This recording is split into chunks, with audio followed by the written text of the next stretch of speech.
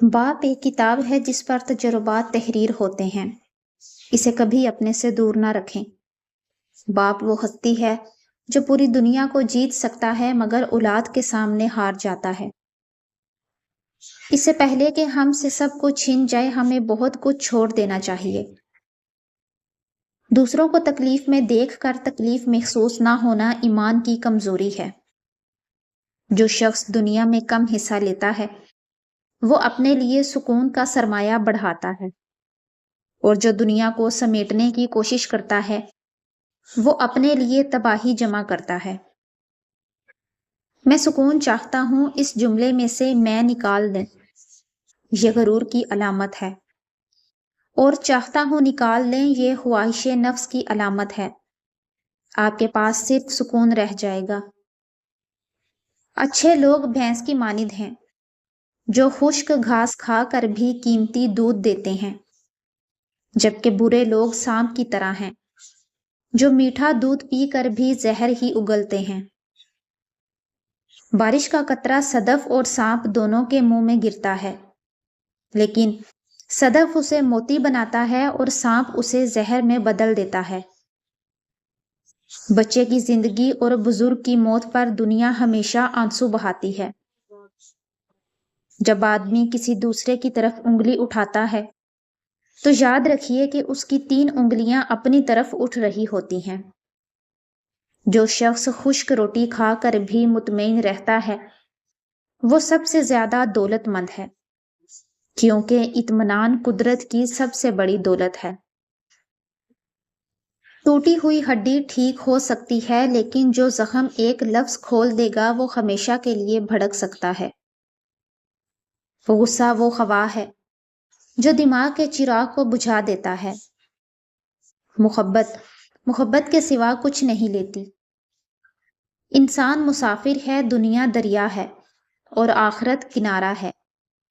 اگر تقویٰ کی کشتی میں سفر کرو گے تو کنارے تک پہنچ جاؤ گے۔ ہر درد سبق دیتا ہے اور ہر سبق انسان کو بدل دیتا ہے۔ جو مرد عورت کو رنجیدہ کرتا ہے وہ زندگی میں ناکام ہے۔ بحث میں مرد خاموش رہے کیونکہ خاموشی غلطی کو چھپا لیتی ہے اور سچائی کو ظاہر کر دیتی ہے۔ انتقام لینے والا انسان اپنے زخموں کو ہمیشہ تازہ رکھتا ہے۔ جس نے تمہیں تمہاری غلطی بتائی، اگر تمہیں عقل ہو تو یقیناً اس نے تم پر احسان کی انتہا کر دی۔ سب مطلب کی بات سمجھتے ہیں، کاش کوئی بات کا مطلب بھی سمجھتا۔ اگر روح کی آواز سنائی دیتی تو یقیناً ہر گناہ کے بعد ہمیں اپنے اندر سے رونے کی آوازیں آتی۔ دوستی کا رشتہ خاص ہے کیونکہ رشتہ داروں سے خون کا رشتہ ہوتا ہے اور دوستوں سے رشتہ دل کا ہوتا ہے، اور دل پورے جسم کو خون مہیا کرتا ہے۔ اپنے آپ کو قائم رکھو، اس کو تلاش کرو، اس کا دروازہ کھٹکھٹاؤ، دروازہ آپ کے لیے کھلنے کے لیے تیار ہے۔ دنیا کی سب سے عجیب چیز شرافت ہے، جس میں شر بھی ہے اور آفت بھی۔ پریشانی حالات سے نہیں، خیالات سے پیدا ہوتی ہے۔ اگر تم اپنے نفس کو خیر میں مشغول نہ کرو تو یہ تمہیں شر میں مشغول کر دے گا۔ مایوسی وہ دھوپ ہے جو سخت سے سخت وجود کو بھی جلا کر رکھ دیتی ہے۔ ٹوٹنے کا مطلب ہمیشہ ختم ہو جانا نہیں ہوتا، کبھی کبھی ٹوٹنا زندگی کا آغاز ہوتا ہے۔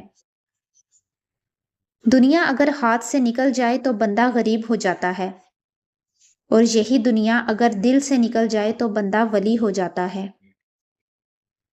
زندگی میں اپنائیت تو ہو ہر کوئی دکھاتا ہے، لیکن کون اپنا ہے یہ وقت بتاتا ہے۔ تعلیم کی کمی کو اچھی تربیت پورا کر لیتی ہے، لیکن تربیت کی کمی کو تعلیم کبھی بھی پورا نہیں کر سکتی۔ ایسے دوست سے ہاتھ ملانا بہتر نہیں جو تمہارے دشمنوں کے ساتھ بیٹھتا ہو۔ جہاں عزت، سچائی اور خلوص نظر آئے وہاں دوستی کا ہاتھ بڑھاؤ، ورنہ تمہاری تنہائی تمہاری بہترین ساتھی ہے۔ 5 لوگوں سے کبھی دوستی نہ کرنا ورنہ تباہ ہو جاؤ گے۔ نمبر 1، جھوٹے سے دوستی نہ کرنا، کیونکہ وہ دور کو قریب اور قریب کو دور دکھا کر تمہیں دھوکے میں رکھے گا۔ نمبر 2، وکیل اور کنجوس سے دوستی نہ کرنا، کیونکہ وہ تمہیں اس وقت چھوڑ دے گا جب تمہیں اس کی سب سے زیادہ ضرورت ہوگی۔ نمبر 3، ایسے شخص سے دوستی نہ کرنا جو اللہ کے حکم کو توڑنے والا ہو، کیونکہ وہ تمہیں ایک روٹی سے بھی کم قیمت میں بیچ ڈالے گا۔ نمبر 4، بے وقوف سے دوستی نہ کرنا، کیونکہ وہ تمہیں فائدہ دینا تو چاہے گا مگر نقصان پہنچا دے گا۔ اور نمبر 5، رشتہ توڑنے والے، رحم نہ کرنے والے اور بے وفا انسان سے کبھی دوستی نہ کرنا ورنہ تباہ ہو جاؤ گے۔ سکون کی خواہش انسان کو تنہائی پسند بنا دیتی ہے۔ جب دل دکھتے ہیں تو زبانیں خود ہی بند ہو جاتی ہیں۔ ہر شخص اپنی سنائی ہوئی کہانی میں مخلص ہوتا ہے۔ آپ کے کردار سے مجھے کیا غرض، مجھ سے سوال تو میری نیت کا ہوگا۔ کیا پتہ کب، کہاں اور کیا آخری ہو۔ اللہ تعالیٰ کی مہلت کو طاقت نہ سمجھو۔